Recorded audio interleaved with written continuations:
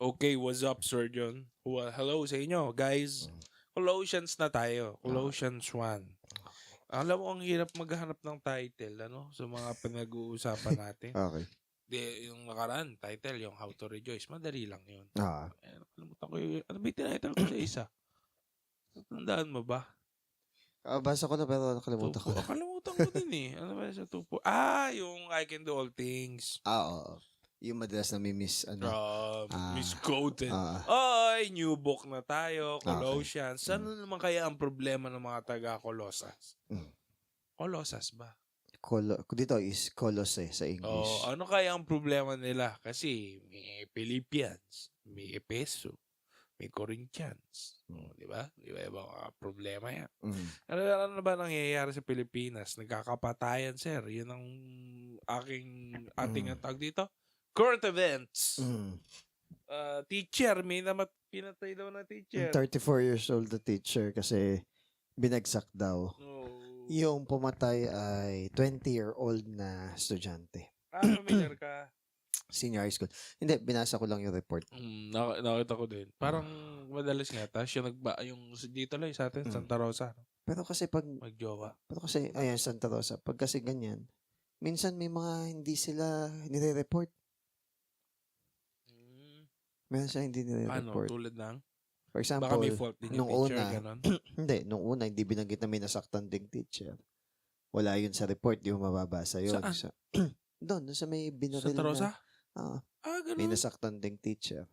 Actually, iba-iba nga ikwento. Pero ang isang sure, merong nasaktan na teacher. O hindi gano'n nabalita yun. Ang na-highlight is yung tapos, sinabihan kami na wag na daw pag-usapan, ganyan-ganyan. Kahit naman di pag-usapan, meron at merong may mga nag-post. Although lilipas yan. Lilipas yan. Ngayon, sa tingin mo, ang buhay ng isang chismis o ng isang current event. So, pag may wala, natabunan no? Wala na. No, kapag merong ibang bagong ganun kaya nga kadalasan, di ba, sa conspiracy, ganun. Parang, hindi, kaya yung nangyayari dahil meron gustong pagtakpan ng media. Di ba? Minsan ganun. Possible din naman kasi. Pwede rin diba? Possible din naman. Kaya na mas importante dapat na isipin, pero ito yung pinapakain sa atin para malibang tayo. Kaya minsan medyo, para sa akin, distasteful na yung mga news. Ibang news. Yung parang, wala naman ng parang Mark Logan nila masaya. Hindi naman. Parang wala ng katorya-torya yung minsan nire-report na para sa akin, hindi naman ganun ka-significant. Ano yung mga ayaw mong balita? Okay lang naman. Kaya nga lang parang hindi yun ang hinihintay mo. For example is yung may nabidyohan lang na nakakatuwang pangyayari. Ganon. Inyunews pa nila. O kaya ikinasal yung ganito, ganyan. Minsan, 2 bading pa yung ikinasal. Parang, okay, and then, yung parang, siguro, pero sa bagay, yung kasi ang business kasi yan yun nga inisip ko, buhay kasi yan Kung ano ang gusto ng taong makita Parang dalawa yan Sa tingin ko, kunyari ako nasa news, kung saan ako makakuha ng engagement. Kasi pwedeng engagement ay masaya. At pwede ding inis. Akala mo wala yun, pero kapag nainis ang tao sa balita, engagement yun. Bad publicity is still publicity. Yun nga lang sa isang airline sa India, yung parang may post doon na mali-mali yung label nung nung mga lugar sa Pilipinas. Tapos may maliit na nakalagay na disclaimer sa ilalim na representation lang yun. Hindi siya yung original na map. Kahit na nga ba? Parang, hello, readily available yung tama. Tapos, imamali mo. Parang namang absurd yung ganun. Ayun. Tapos, ano pa ba? Yung, ayun nga. Kung ang bawat tao may fear of the Lord at alam yung kanilang tungkulin o trabaho, I think hindi naman magiging ganyan yung problema sa politika, sa Tsaka yung tao, napaka-stubborn. Parang kahit anong malinaw na paliwanag yung ibigay mo, hindi pa natatanggapin kapag against yun sa gusto nila. Matigas nga ang ulo ang tawag doon. Stubborn. Very stubborn. Matigas. Tigas na ang puso. Kaya nga, maipilit. Gano'n. Kaya nga mainam na ang tinatayuan natin, hindi yung mga chismis, hindi yung mga knowledge ng mundo, ang tinatayuan natin, yung word talaga ni God. Kasi yun lang yung may eternality eh. Yun lang yung mayroong sense talaga eh. Yun lang yung mas may power eh. Unlike yung mga binibigyan natin ng short-lived na interest. Yan. Kita nga, Colossians na. Okay. Ano na? 1 and 2. Para to sa mga kapatid dyan sa Colossae. Okay. Mga tapat na nagsiserve kay Christ. Kamusta kayo? Sana maayos ang lagay nyo at na-experience nyo ang sobrang kabaitan ng Diyos na Ama natin. Galing to kay Paul, pinili ng Diyos para maging apostol ni Christ Jesus. Galing din to kay Timothy na kapatid natin. Okay. Kasama pala niya si Timothy talaga dito. O marami siyang nakasama niya. No? Ang Colossae kasi is hindi pa talaga nami-meet ni Paul yung mga tao dito. And at the same time, hindi siya yung nagtanim ng church na to. Sino? More or less si Epaphras. Yung isa sa mga fellow Christian na taga dito. So siguro nung narinig ni Epaphras yung gospel, so ibinahagi ni Epaphras yung gospel dito sa mga tao na to. Hanggang sa marami nga ang nakakilala.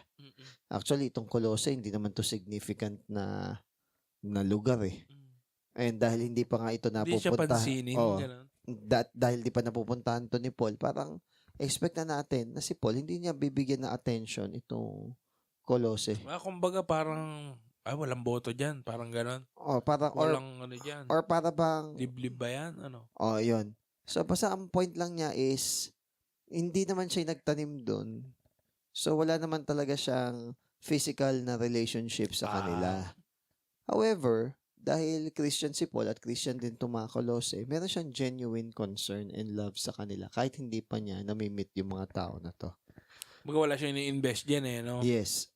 Pero sabi dito, it is more likely na hindi pa nabivisit. So, speculation pa lang na hindi pa nabivisit to. Baka may drive na point. Ngayon, pag sinabi apostle naman, ang ibig sabihin na apostle is the one who is sent. Pinadala. Messenger. Pinadala ni God. Sir, paano ba ngayon? Bakit may nakakita akong mga apostol pa? Parang title. Apostol. Ganun. Minsan kasi abang tao, hindi man sa na egotistic.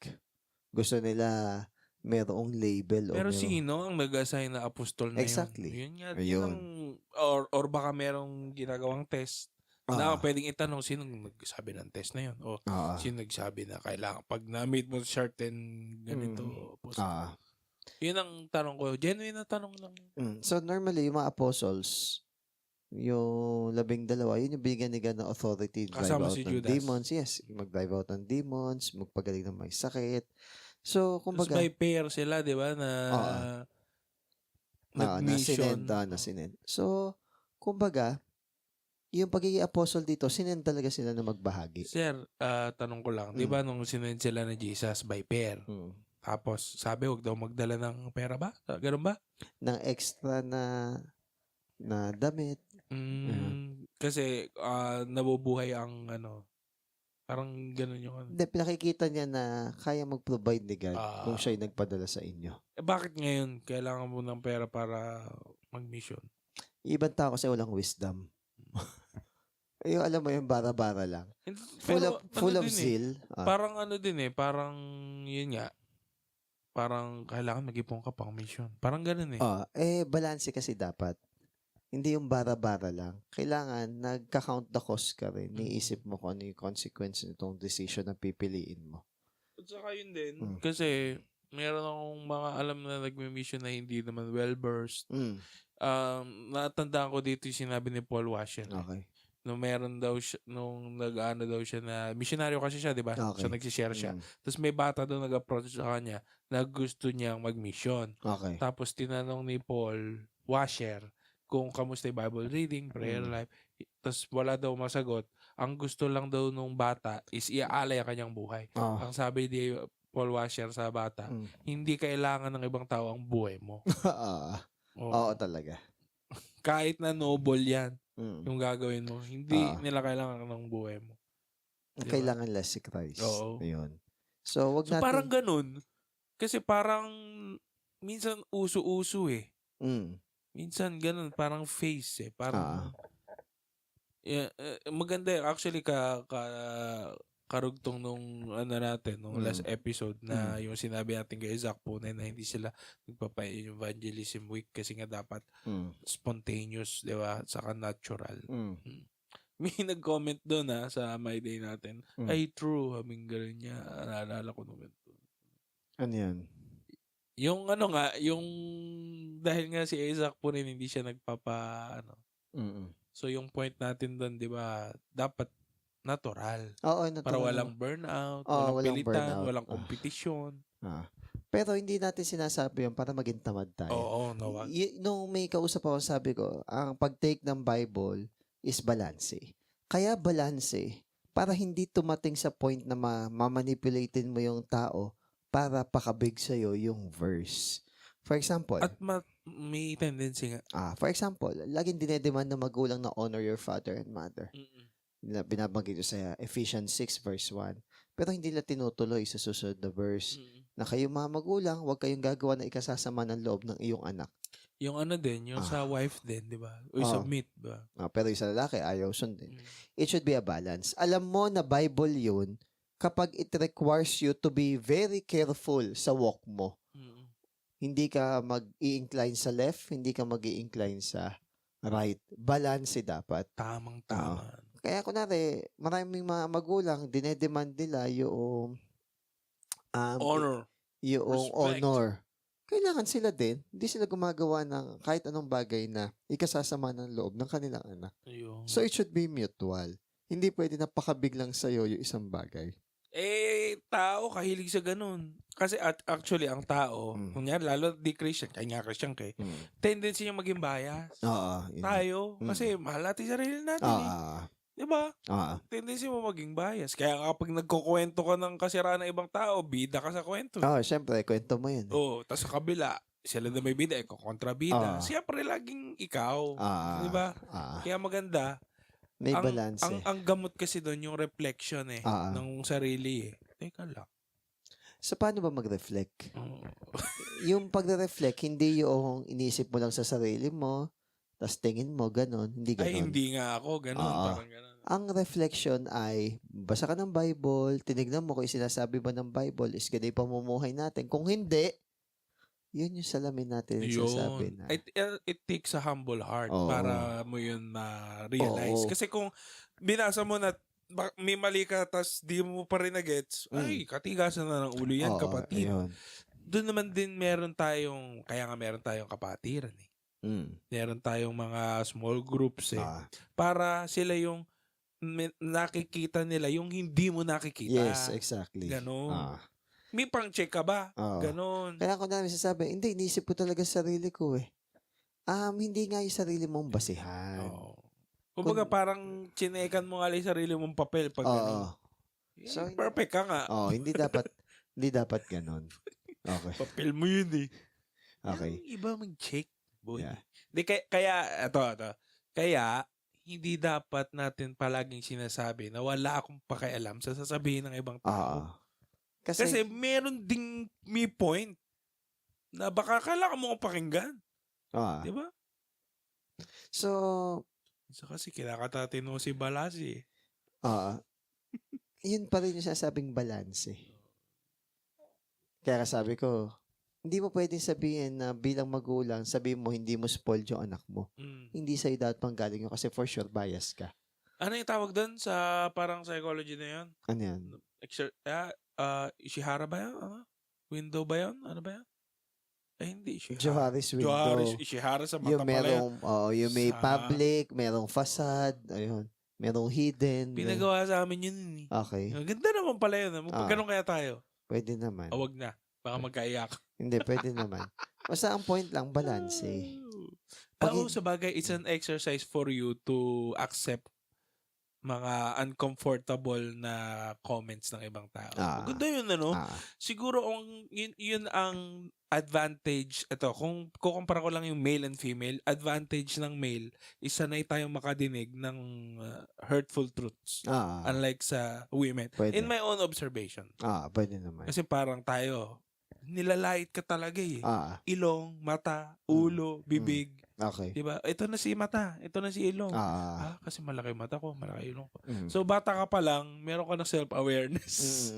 Totoo naman. Unlike sa napansin ko, sa circle ng women, ewan ko po sa ibang culture. So, sa women kasi parang, sinasabi nilang maganda yung bata, pero hindi naman maganda. Ay, parang, ang ganda naman yung sabihin, bata. napaka-disrespectful. Sabihin ganun pa, disrespectful. Tayo, parang medyo sanay tayong balahuraan. So, in a way, meron din pala siyang pros. Somehow, pag sinabi mong ganun, yung pagiging respectful mo is, ang tawag dito, pagsasabi ng totoo. Pag kasi niloloko mo yung tao, ibig sabihin, hindi sila deserving ng truth. Indirectly yun yung sinasabi mo sa kanila. So, kahit pala sa ganun, may balance. Yung pagsasabi ng totoo sa etiketa. Kasi meron din naman kasing time na not all yung iniisip mo is kailangan sabihin mo. Di ba? Meron ding dapat na filter yun. Totoo naman. Hindi rin naman pwedeng filter na lang lahat. Hindi rin. Yun yung magandang balance. Hindi mo na-address yung dapat mo sabihin. Ngayon, sabi dito, pag sabi apostle, pinadala. So, Timothy was an honored companion of Paul, but he was not an apostle. Hindi apostle si Timothy. Okay. Messenger lang siya. Dahil ba doon si Timothy ay less of a Christian? Dahil ba doon? Ayun nga, roles to Hindi dapat to maging position hindi ito maging status symbol. Yan. So, sabi dito, to the saints and faithful brethren. So, yun yung tawag ni Paul sa lahat ng believer. To the saints. Saints and faithful brethren. Siguro yung saints, kung sino mga Christian, pag sinabi namang faithful brethren, maaring specific na brethren yung tinutukoy dito. Okay? So, sabi dito is, who are in Colossae? So, the city of Colossae probably the smallest and least important city that Paul ever wrote to. So, yung city na to is yung pinaka hindi importante or smallest para kay Paul. But still, meron siyang concern. So, nakakatuwa na kahit na maliit yung church nila, nagkaroon pa rin ng time si Paul na sulatan ito Colossians. Ano ba yan? Yan ba yung mga pwedeng i-quote na kung sa tingin mo hindi ka importante. Yan ba yun? Kung sa tingin mo hindi ka importante. Maliit ang tingin mo sa sarili mo. Remember Colossians. Yan ba yan? Pwede ba natin gawin yun? Hindi, ang ginagawin ko ganito Kung sa tingin mo wala nagmamahal sa'yo, okay, nakaka-insulto sa Diyos. Kung sa tingin mo walang may pakialam sa'yo or walang may concern sa'yo or nagpapahalaga sa'yo, isipin mo na lang na mahalaga yung internal organs mo. May mga tao na nangingidnap o gusto ba makidnap. Wag mo sinasabi na walang halaga yung buhay mo dahil even yung internal organs mo mahalaga sa ibang tao. Yung gagamitin ko yan sa mga talk. Hindi, totoo naman Kasi may talk kami about mental health, suicidal, bullying. Totoo naman Yung parang ang tawag dito, sasabihin mo na walang may pakialam sa'yo, magkano yung internal organ? Okay, sayang yan, benta natin. Ngayon, ano yung problem sa Colossae? Go. Possibly, ang problem sa Colossae is maling gospel. Ano naman? Di ba sa Corinthians may ganyan din? Maling gospel in a sense sa Galatians. Okay, maling gospel kasi nga nahalo-halo na sila ng iba't ibang religion. So, maaaring naapektuhan sila or nag-join sila doon sa grupo ng mga tao na iba ang religion. Tingnan mo, may mga ano pala ako dito. Mga sulat. Note, bilog. Okay. So, in short, ang solution dito is yung mga tao magkaroon ng better understanding kung sino si Jesus. Kasi if we have a great, tawag dito is fear of the Lord. Kumbaga, when we have great honor kay God, okay? So, kumbaga, aaralin mo at kikilalanin mo siya at saka yung salita niya. Oo, totoo yan. Kasi, kung di mo siya kilala, what for? Parang, ano yung communication nyo kung di mo siya kilala? Ano yung connection nyo? Yun din talaga. May kauhawan dapat. Ngayon, paano kung ano gagawin ko? Hindi wala akong kauhawan ngayon. Hindi ako marunong, hindi ko feel magbasa. Hindi ko feel mag-pray. Pwede mo ipag-pray yung willingness. Nabasa ko yung minsan eh. Saka sinabi din ni Jesus na the spirit is willing. Okay. But the flesh is weak. Okay. That's why, kailangan mo i-beat yung body. Disiplina po ang tawag doon. Yes. Di ba? Kasi alam mo yun eh. Kumbaga, madami kasing tao ako, ano ko to eh. Naging problema ko to eh. Ito madalas ko naman sinasabi, pero for the sake, alam mo, first time mo makinig, di ba? Okay. Dati, parang nahihipokritohan ako sa sarili ko. Kasi, alam kong kailangan magbasa ako ng Bible. Kailangan manalangin ako at gawin ng mga makadiyos na bagay. Eh, hindi ko nga gusto. So, kapag ginawa ko, hypocrite ako. So, bakit ganun? Sabi ko. So, ibig sabihin nun, titigil ko. Diba? Dahil hypocrite ako. Hindi pala ganun. Itama mo. Oo, hindi pala ganun. I-acknowledge mo, then itama mo. Oo. Kasi, kung ganun, para saan pa yung disiplina? Para saan pa yung deny yourself? Na sinabi. Ito pala, main point talaga yan, denying ng self. Kasi ang tao, sanay tayong gawin yung gusto natin. Diba? Bakit ba kasi? Gusto ko nga basta nga Diba ganun tayo? Hindi kasi maamin ng tao yung narcissism sa kanyang heart.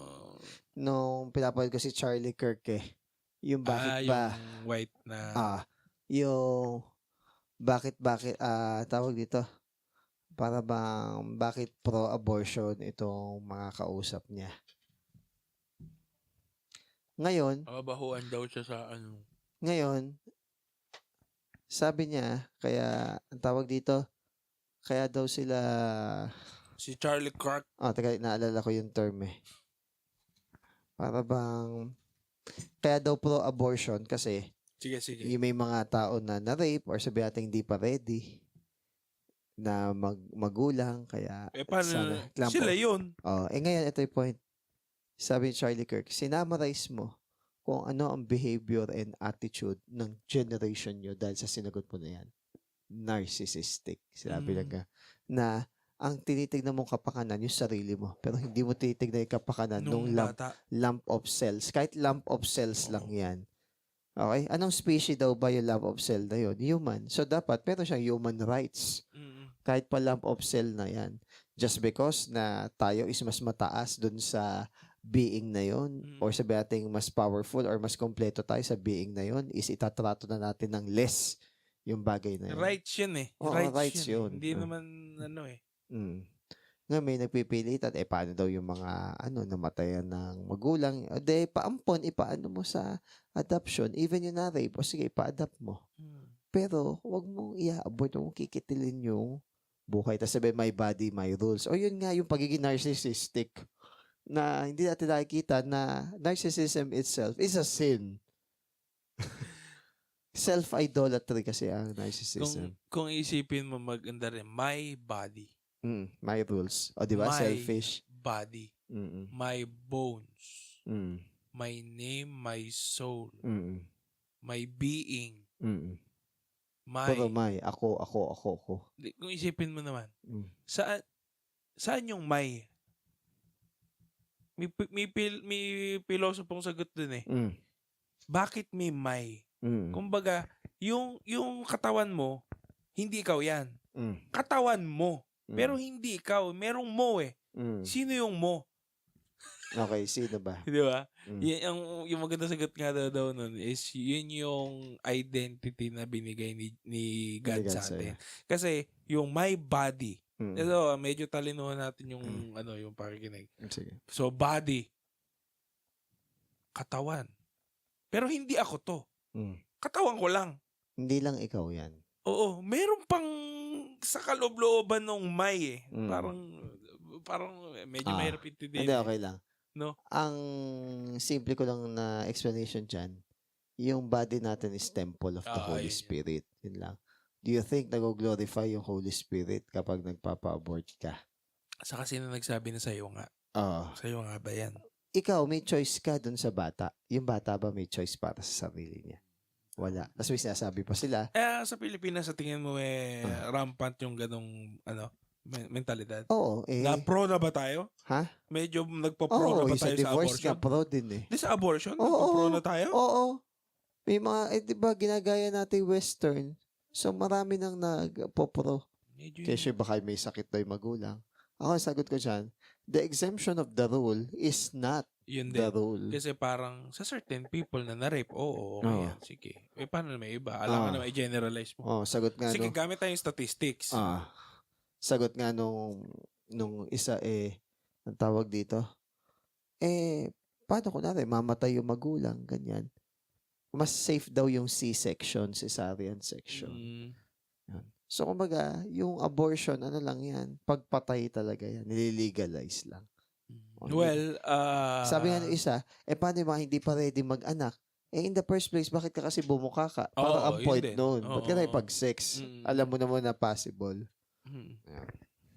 Kumbaga ang gusto ng tao is pleasure without the responsibility. Hindi pwede yung the accountability. Hindi pwede ganon. So ngayon, to continue, kaya nakarating ng Colossians yung gospel is because Epaphras nga narinig and maaari ibinahagi sa Colossians. Okay, go. Okay. Ngayon, tandaan natin na itong letter ni Paul is full of love and concern.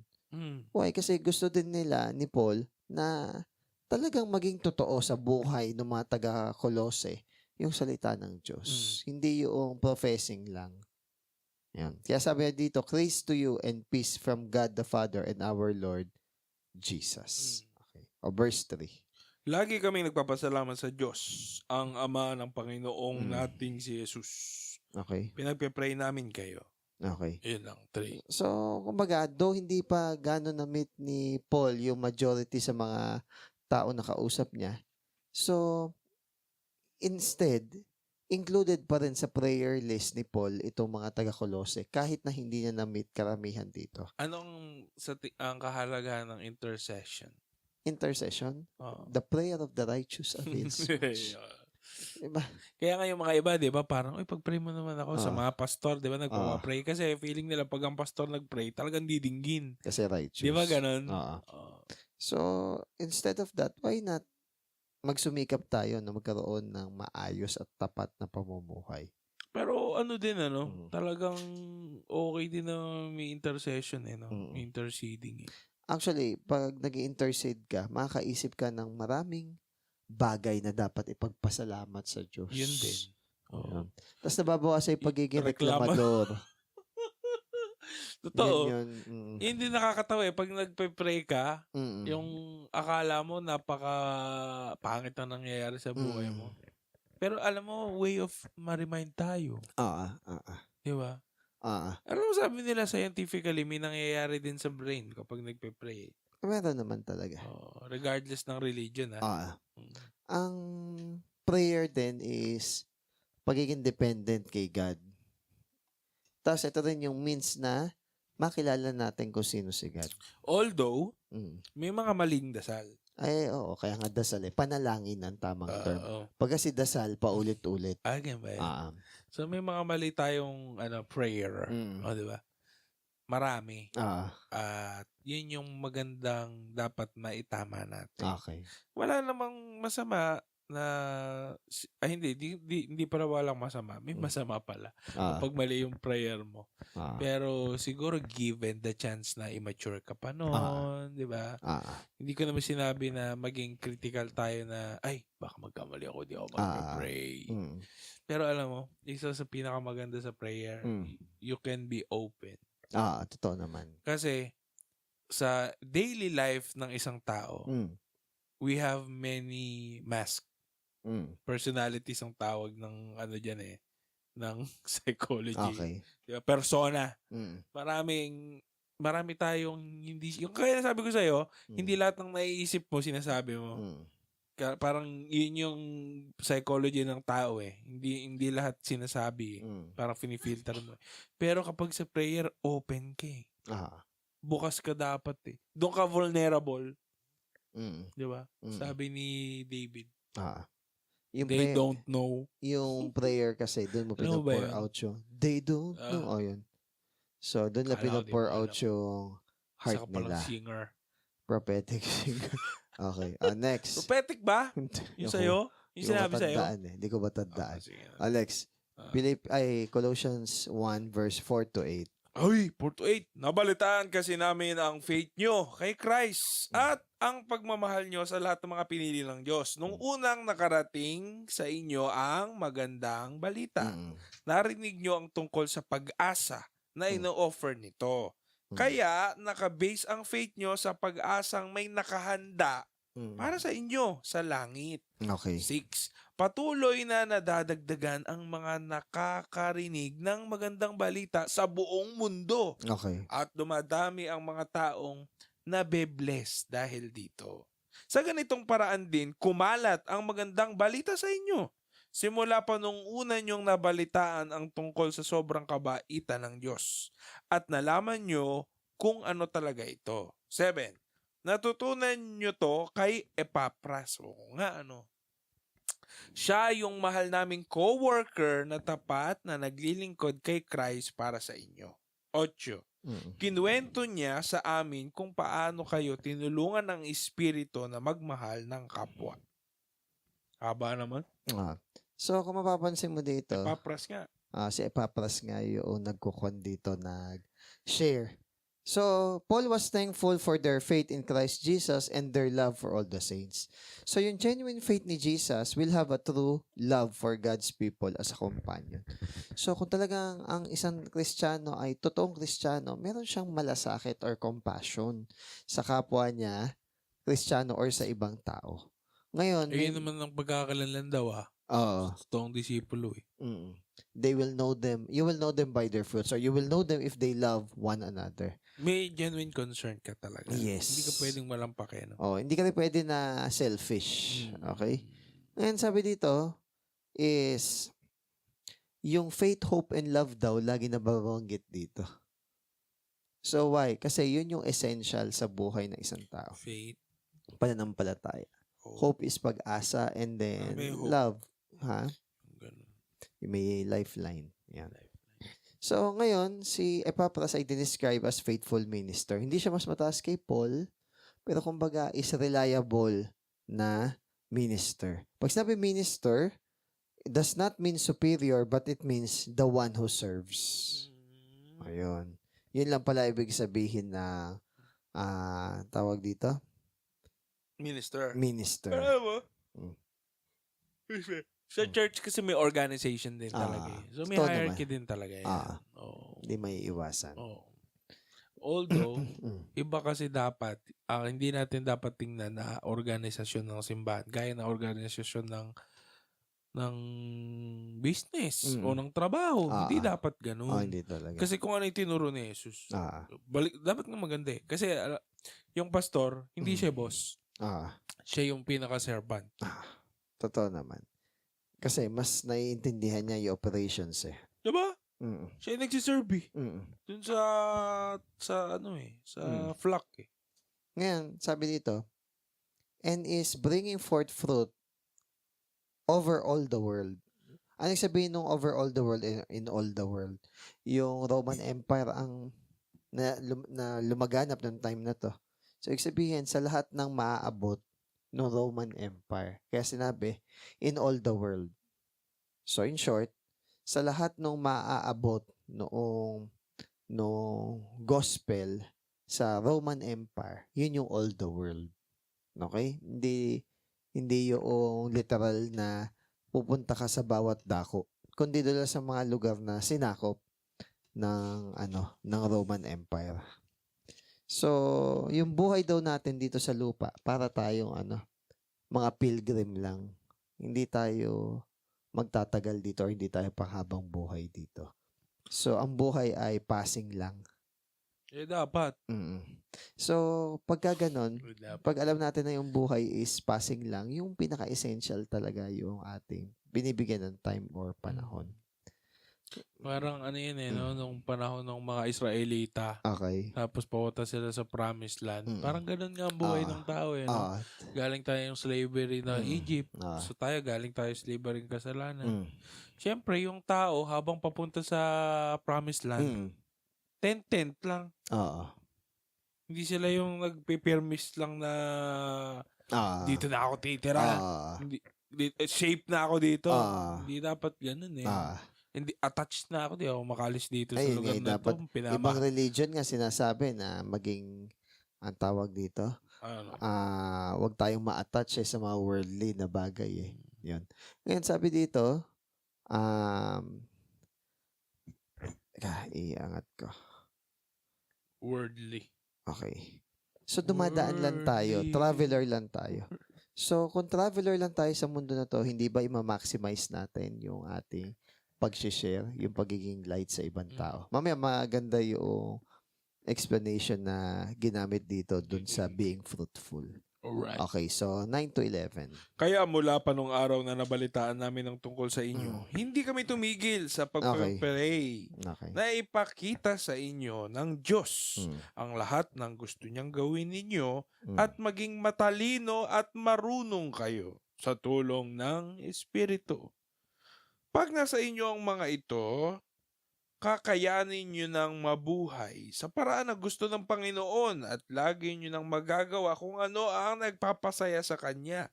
Marami kayong magagawang mabubuting bagay at mas makikilala nyo pa ang Diyos. Pinagpe-pray namin na palakasin niya kayo sa tulong ng dakilang kapangyarihan niya para magkaroon kayo ng pasensya at makayanan nyo ang lahat ng bagay at maging masaya kayo. Yun. Ang unang goal kasi dito, makilala si God at ano yun nire-require niya sa atin bilang ating unang responsibilidad. So, to know God and to obey His commands. Ano daw, sir? Talino daw. Ha? Pwede naman, pero kailangan yung talino na to is heavenly or godly. Pero kunwari yung talino lang sa mundo na to, mag-fade lang din yun. Hindi, ang maganda dito, sir, yung mga tawag dito, hindi kasi pwedeng zeal lang Yun naman yan Kailangan may wisdom. Zeal without wisdom is very destructive. Hindi na bro, di ba? Issue na natin yan Nag-mission na walang zeal Pwede rin naman pwede na knowledgeable ka, tamad ka naman. Hindi pwede ganun. Yun yung kailangan merong balance, application. Merong application.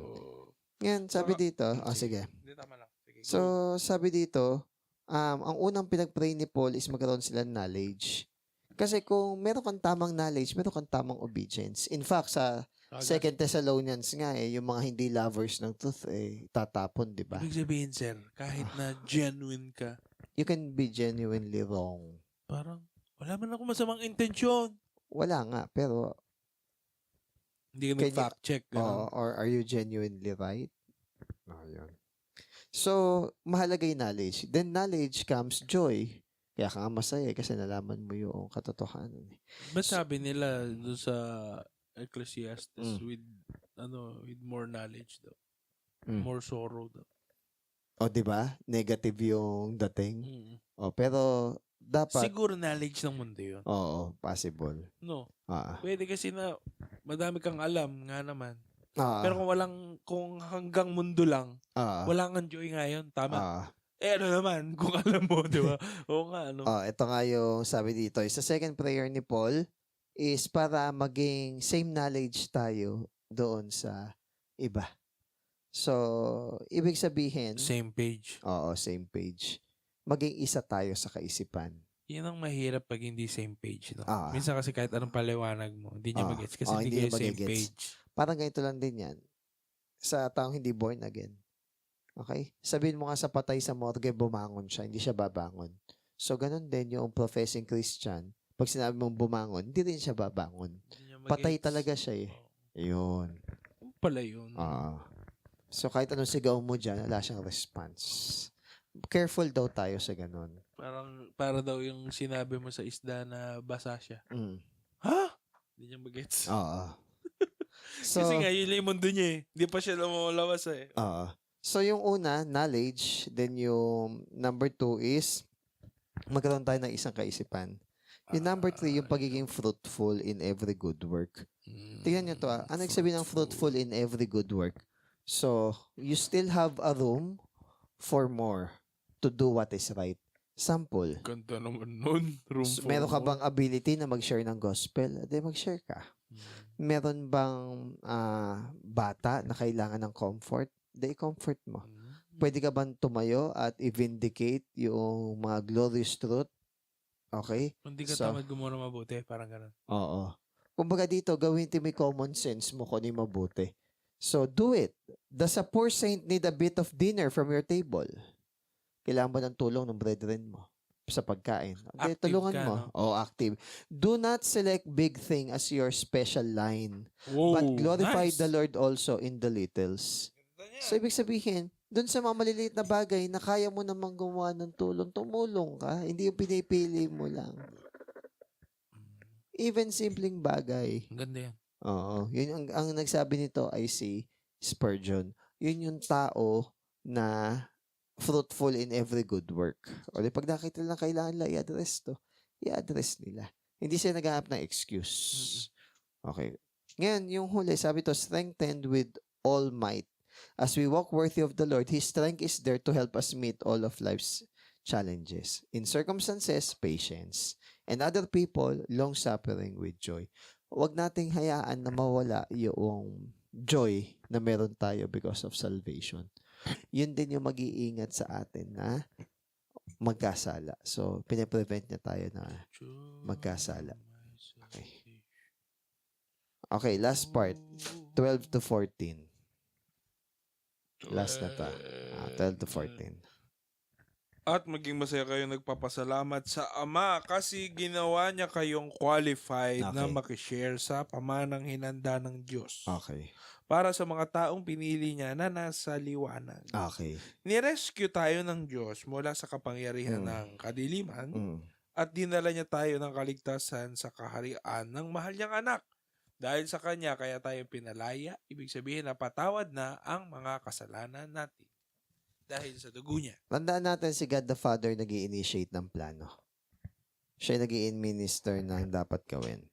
So, tandaan din natin, si God the Father nagka-qualify sa atin, hindi tayo, hindi yung ating mabuting gawa. Para walang sino man ang magyabang at magsabing kaya niya magligtas sa pamamagitan ng kanyang sarili. Alright. So, pag sinabing deliver na tayo sa power ng darkness, na-translate tayo from darkness to light. Ano ba yung sabihin niya? Lagi ko nadidinig yun. Dati, tayo ay namumuhay sa kasalanan at patay tayo sa kasalanan, inahon tayo ng Diyos, bigyan tayo ng bagong puso at ng bagong buhay, then nabubuhay tayo sa pagsunod sa Kanya. Yun yung from darkness to light. From kapahamakan ng impyerno to light, yung salvation ng heaven. So yun. Yung power of darkness kasi nabanggit din siya sa ibang paraan. For example, ito, the power of darkness lulls us to sleep. So, kumbaga, yung power of darkness, inaano niya tayo, para bang ginagawa niya tayong naive or sabihin natin hindi active sa gawain ng Diyos. The power of darkness is skilled at concealment. Magaling daw magtago yung darkness ng mga bagay-bagay. The power of darkness afflicts and depresses a man. O yan. So, ito yung mga effect ng darkness. The power of darkness emboldens some men. Pinatatapang niya. Or, yan ba yung ano tawag dito? Yung kampo ng kasama laban sa kadiliman. Wala tayong winner tonight. Ayan, sige. So, tandaan, kahit Christian na tayo, natetempa rin tayo ni Satan. Lalo nga. So, be very careful. Lalo Pero tandaan natin, hindi na tayo under ng kanyang power and dominion. Yon. So, ibig sabihin, pwede na tayong makalaya. So, we have to fight with him, but we are not his slaves. He is not our king. He has no rights over us. We do not obey him. We will not listen to his temptation. So, kumbaga, radical daw natin na wag i-entertain yung diablo. So, sabi dito, and conveyed us into the kingdom of the Son of His love. Another term doon ay God's dear Son. Yun lang yung term na yun. Paano tayo ni-redeem or pinurchase ni God? Sa pamamagitan ng kanyang dugo. Blood. Kaso kanino daw binayad yung... What? Kanino binayad yung blood? Kay God ba o kay Satan? Yun yung may mga ganun silang tanong. Tanong. Binigay ba nila kay Satan kasi si Satan yung nangidnap? Or nagkulong? Or bibigay ba nila kay God? Ayan. So, anong sagot mo? Ha? Kay God. Kay God. Kasi yung punishment sa kanya Diba, niligtas tayo ni God sa kanyang sarili. Please. Medyo mahirap intindihin yun, pero yun talaga. Please Yahweh to crush His own son. So, kasi para ma-justify yung kanyang wrath. Okay? Another. And conveyed us into the kingdom Son of His love, and in whom redemption, eto, forgiveness of sin. Yung forgiveness of sin dito, ang ibig sabihin ay sending away or aphesis. Ibig sabihin, natural, yung pagtanggal sa ating mga kasalanan. Dahil pinatawad tayo ng Diyos, God will remember our sins. No more. No more. So, in short, ang sinasabi dito na possible na problema nitong taga Colossae is meron silang maling pagkakaunawa ng doctrine or mahalagang doctrine, which is mapag-aaralan natin sa mga susunod. Yun. So, the introduction of the Colossians Church. Yun lang. Maging loving tayo even sa mga Christians na hindi pa natin gano'n namimit. Kasi wala tayong... sorry. Dahil parang sa tingin mo insignificant, lalo yung mga bago. Biruin mo si Paul, ayan. Diba? May pakialam si Paul kasi pwede ring ma-deceive itong mga tao na to kung wala silang sheep na nag-shepherd sa kanila. Kasi tendency natin, maging bias tayo at may favoritism tayo Oo din. No, ang tao So, meron tayong tendency mag-despise ng sa tingin natin not important. Yes, okay. So, yun lang. Mahalaga na filled din tayo ng knowledge ni God. Okay, para makilala natin si God. Knowledge. Tayo is on the same knowledge with everyone inside the church. And then yung pangatlo, maging fruitful tayo. Namumunga, hindi lang yung alam natin. Namumunga din yung mga application na dapat nating. Namumunga sa magagandang ginagawa. Yes, okay. And ito ay mga maliliit na bagay. Magsimula ka sa maliliit na bagay. Hindi mo kailangan maging hero. Okay. So, yun lang. Bye, guys. Thank you po.